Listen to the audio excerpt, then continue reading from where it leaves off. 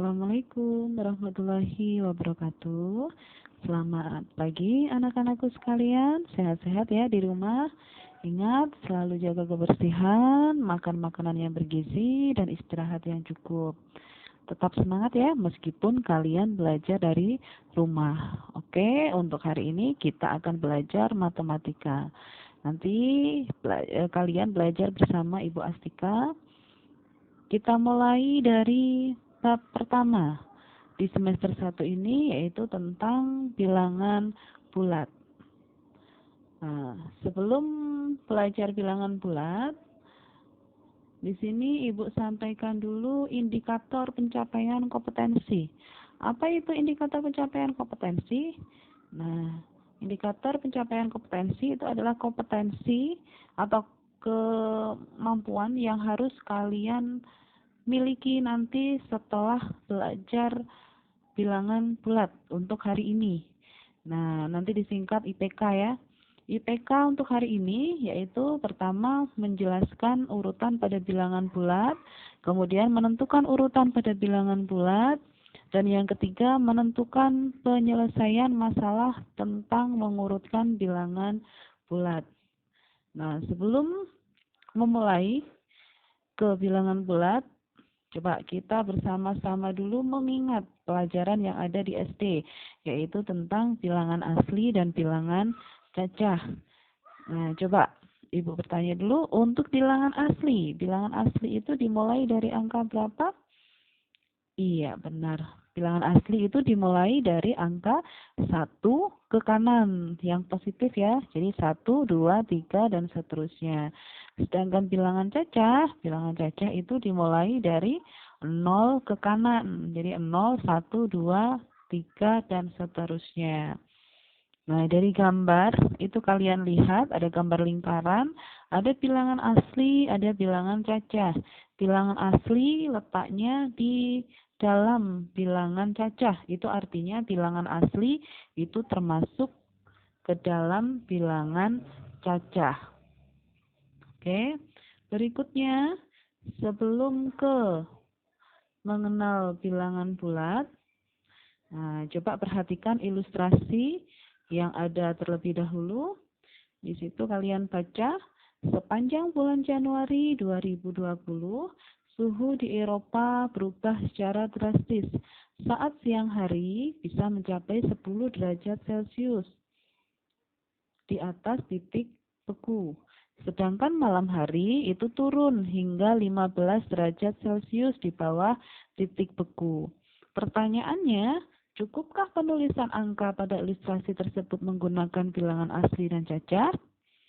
Ayo, ada yang di atas titik beku dan di bawah titik beku. Nah, jawabannya tentu tidak ya. Tidak ya, karena penulisan bilangan 10 derajat Celcius itu penulisannya positif 10 derajat Celcius atau ditulis biasa 10 derajat Celcius. Sedangkan yang di bawah titik beku itu penulisannya memakai tanda negatif. Jadi negatif 15 derajat Celcius. Nah, lebih lanjut, untuk 10 itu salah satu contoh bilangan bulat positif. Sedangkan negatif 15 itu adalah contoh atau merupakan bilangan bulat negatif. Oke. Kita lanjutkan dari ilustrasi yang sudah Ibu sajikan tadi. Coba, apa sih bilangan bulat itu? Nah, bilangan bulat itu terdiri dari 3 bagian ya. Ada bilangan negatif. Nah, bilangan negatif ini letaknya di sebelah kiri angka 0. Kemudian ada bilangan 0. Dan juga ada bilangan bulat positif, itu letaknya di sebelah kanan angka 0. Jadi ada 3 bagian, bilangan bulat negatif, bilangan 0, dan bilangan bulat positif. Jelas ya 3 bagiannya. Untuk yang negatif di sebelah kiri 0, penulisannya memakai tanda minus ya, min 1 atau negatif 1 dan seterusnya. Untuk bilangan bulat positif itu tanpa tanda positif, jadi langsung 1, 2, 3, 4, dan seterusnya. Oke, ada pertanyaan dulu sampai sini? Jelas ya? Nah, sekarang kalian perhatikan lingkarannya. Kalian perhatikan lingkaran yang ada di situ, ada bilangan asli itu di dalam bilangan cacah. Kemudian bilangan cacah itu di dalam bilangan bulat. Nah, di sini bisa diartikan bilangan asli itu termasuk bilangan cacah. Dan bilangan cacah itu termasuk juga bilangan bulat. Nah, disimpulkan juga bilangan asli berarti termasuk bilangan bulat. Jadi kalau nyebut bilangan asli, oh berarti bilangan asli itu termasuk bilangan bulat. Dan bilangan cacah juga termasuk bilangan bulat. Oke, dari sini ada pertanyaan dulu? Tidak ada ya? Kalau tidak ada, kita lanjutkan ke jenis-jenis bilangan bulat. Nah, jenis-jenis bilangan bulat di sini ada yang kita pelajari ada 4 ya. Yang pertama bilangan genap. Nah, bilangan genap ini bilangan bulat yang habis dibagi 2. Contohnya 6 dibagi 2 itu sama dengan 3 sisa 0. Jadi habis kan tidak bersisa. Kemudian bilangan ganjil. Bilangan ganjil itu bilangan bulat yang tidak habis dibagi 2. Contohnya 5 dibagi 2 sama dengan 2 sisa 1. Nah, karena sisa berarti dia tidak habis dibagi 2. Kemudian yang ketiga bilangan prima. Bilangan prima itu adalah bilangan yang hanya bisa dibagi bilangan 1 dan bilangan itu sendiri. Jadi pembaginya hanya ada 2. Dibagi angka 1 dan dibagi bilangan itu sendiri. Contohnya di sini 2, 3, 5 dan seterusnya. 1 bukan termasuk bilangan primal ya. 1 itu bukan termasuk bilangan prima. Bilangan prima itu dimulai dari angka 2. Kemudian yang keempat itu bilangan komposit. Bilangan komposit adalah bilangan bulat selain 0, 1 dan bilangan prima. Ibu ulangi, bilangan komposit itu adalah bilangan bulat selain 0, 1 dan bilangan prima. Contohnya di sini 4, 6, 8, 9. Nah, kalau dilanjutkan kira-kira berapa? Iya, 10. Nah, 11 masuk? Enggak ya, karena 11 itu bilangan prima. Jadi setelah 10, 12 dan seterusnya. Paham dari sini, dari jenis-jenis bilangan bulat? Jelas ya? Oke. Kalau sudah jelas, kita lanjutkan ke sub bahasan berikutnya. Di situ ada membandingkan bilangan bulat. Nah, tadi ingat di IPK tadi kalian diminta nanti harus bisa mengurutkan bilangan bulat. Nah, sebelum mengurutkan bilangan bulat, kalian harus bisa dulu membandingkan bilangan bulat. Nah, di sini kalau membandingkan bilangan bulat ada beberapa petunjuknya. Yang pertama, semakin ke kiri nilainya nanti pasti semakin kecil. Dan sebaliknya kalau dia nanti semakin ke kanan, nilainya akan semakin besar. Paham ya? Semakin ke kiri, nilainya semakin kecil. Kalau dia semakin ke kanan, nilainya berarti semakin besar. Oke, untuk petunjuknya di situ kalian lihat, kalian baca, kalian cermati. Bilangan bulat positif itu selalu lebih besar dari bilangan negatif. Jelas, karena positif terletak di sebelah kanan negatif. Kemudian bilangan 0 itu selalu lebih besar daripada bilangan negatif. Ya, karena 0 letaknya di sebelah kanan negatif. Kemudian yang ketiga, bilangan positif itu selalu lebih besar daripada bilangan 0.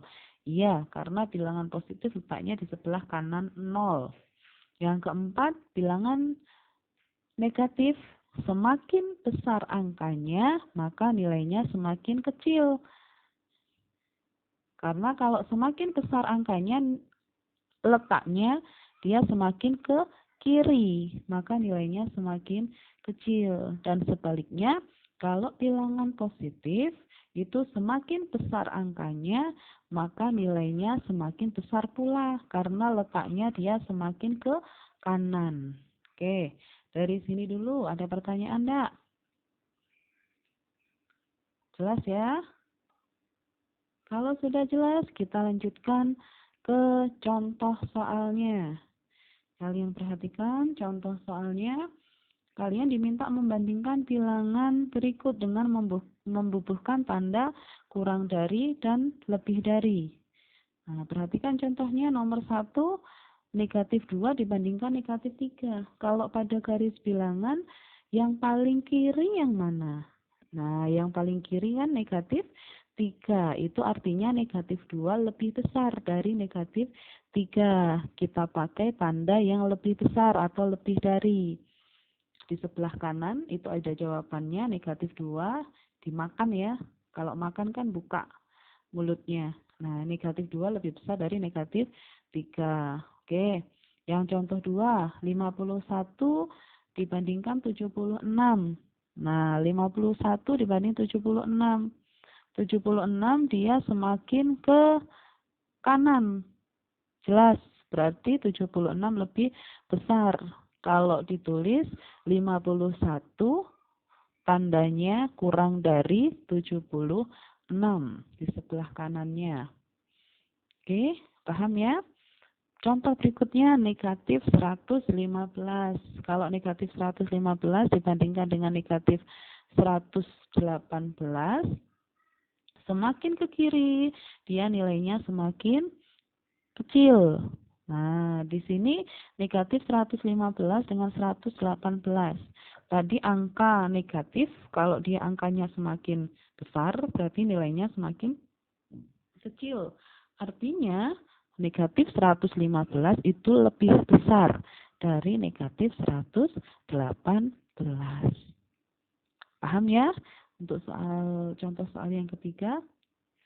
Berikutnya yang keempat negatif 145 dibanding dengan negatif 125.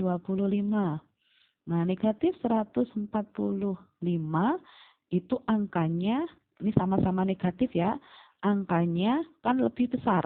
145 dengan 125 lebih besar 145 kan. Nah, kalau negatif tadi angkanya semakin besar, nilainya semakin kecil. Nah, berarti negatif 145 jawabannya kurang dari negatif 125.